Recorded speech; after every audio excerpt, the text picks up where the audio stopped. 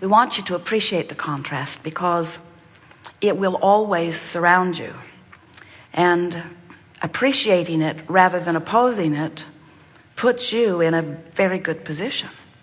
When you appreciate variety, and you do mostly, you appreciate variety when it comes to clothing or vehicles.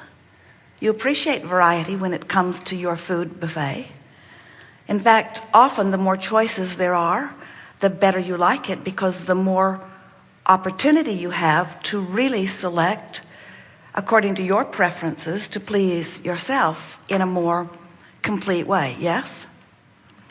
And yet when it comes to the variety of lifestyles or bodily conditions or financial conditions, often our human friends seem to want to just eradicate the planet from the things they don't want, thinking that in the absence of what is wanted, they'll find more. In the absence of what is not wanted, they will find more of what is wanted. But the opposite of that is true, because every time you are aware of something unwanted, you send forth a request for a preference or a desire for its equal opposite improvement.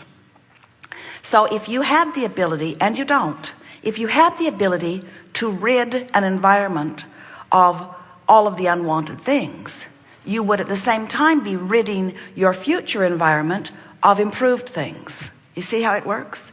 If you don't know what you don't want, you cannot know what you do want. Now, sometimes we can hear you saying it even now, Abraham, give us a break.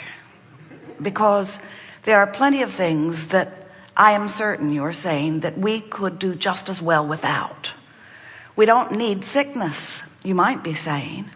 And yet we want to say to you that the evolution of your species and the wellness, in fact, of your species exists because generations from past have experienced things that have caused them to ask, even cellular requests, one-celled organisms. Every point of consciousness is experiencing a condition from which you are asking for improvement. And so we just want you to know that the contrast that you think you don't want is something that you really do want, because it is at the basis of all expansion. Of course, you want to get to a place where you are able to consider the contrast and choose more wisely, and you begin to do that in time with your beliefs, don't you? In other words, you could visit what you would call a very much underdeveloped country, and you could see the poverty or squalor or lack of nice living that they may be experiencing. And you may say, I think the world could do without that.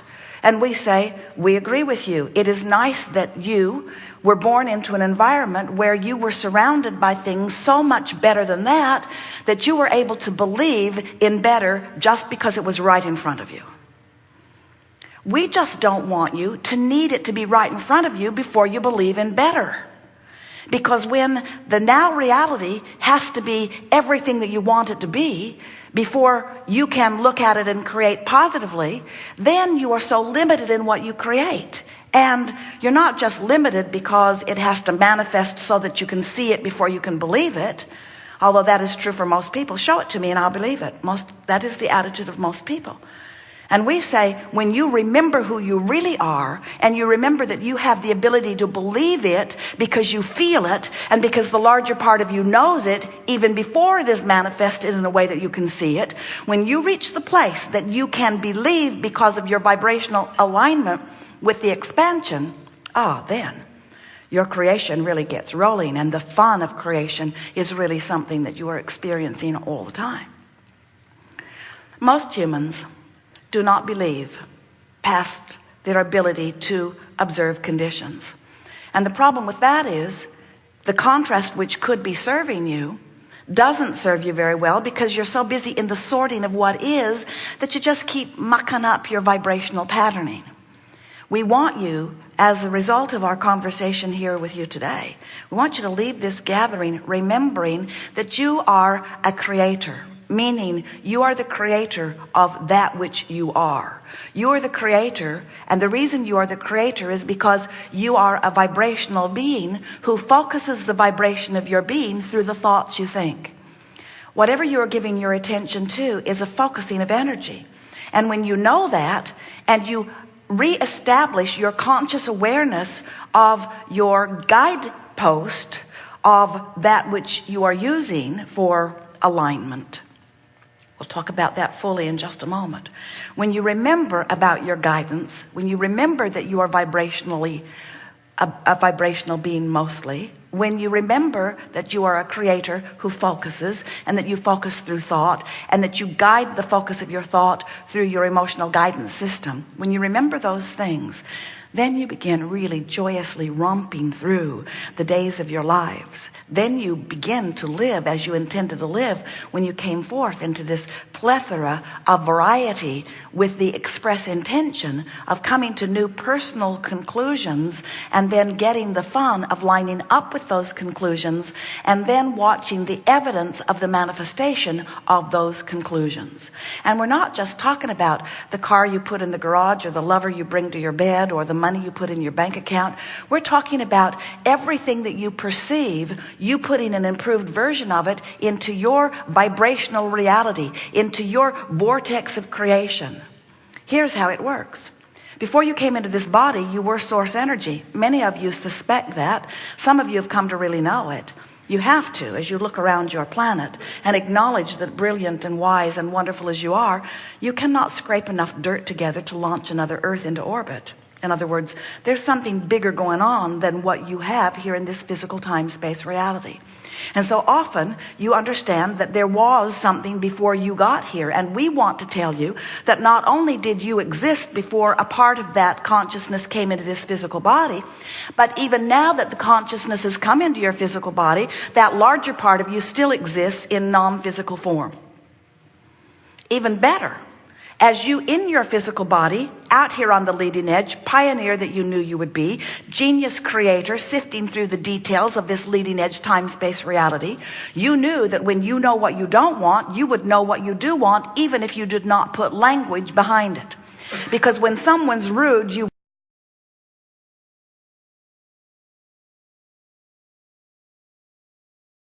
want them to be nicer. When you're rude, you want to be nicer. When you don't have enough of something you want or need, you want it. When you have too much of something you don't want, you want the absence of it. In other words, all day, every day, you are sifting through variety and coming to new conclusions or preferences. And when you do, that preference emanates from you vibrationally, and the larger part of you embraces it and becomes it and adds it to the total mix. In short, what happens whenever you sift and sort, which is all day, every day, you are becoming, vibrationally speaking, more and more and more. And everything that you, in your human body, feel and live all day, every day, is exactly the following. It is the vibrational relationship between you and what you're doing right now with this thought, and you and what you're doing in the vortex of creation with who you really are. Another way of saying it is, all day, every day, you expand vibrationally. The larger part of you. Oh, the larger part of you. When we talk about the larger part of you, we're talking about the source part of you. And we mean not in the slightest to diminish the magnificence of that which is you, but that which is you is minuscule in proportion to that which is vibrationally you. You are source energy, you see. So when you in your physical form cause an expansion of you, now you have emotions that let you know the vibrational proximity between who you have become and who you're letting yourself be right here and now. If in this moment of your physicality, you are focused upon someone and you are loving them completely, there is no gap between you and you, because who you really are is loving them completely. If who you are in your physical time-space reality is finding fault with someone, criticizing them, condemning them, looking at their flaws or lacks, disliking them, not loving them, then you have a vibration going on with you because of the focus of your attention, which even by earth standards you may say is perfectly justified. If we did a poll, you would say almost everyone on the planet would agree with me of the abhorrence of that individual. And we say, Everybody may be agreeing with you as physically focused, but the hate and anger and revenge that is present within you is your indicator that you're way off the beam of how the source within you is feeling about the same. So when you begin to understand that the source within you is one who always loves, and when you find reason not to love, you deprive yourself of the fullness of who you are, then you begin to understand your guidance system in the way it was intended and in the way you wanted to experience it when you decided to come forth. You said, I'll go forth and I'll sift through the contrast and I'll come to conclusions about what I prefer. But then you said, oh, hear this. Then you said, once a preference has been born within me, I will give my undivided attention to the new decision. I will focus upon that which will be vibration only in the beginning, but I will focus upon that which is vibration only in the beginning so substantially, so completely, in such a focused way that before I know it, I will have trained all of me into vibrational alignment with the new request that I have made. And then when there's no gap in me, when there's no vibrational diversity within me on that subject, it will manifest fully.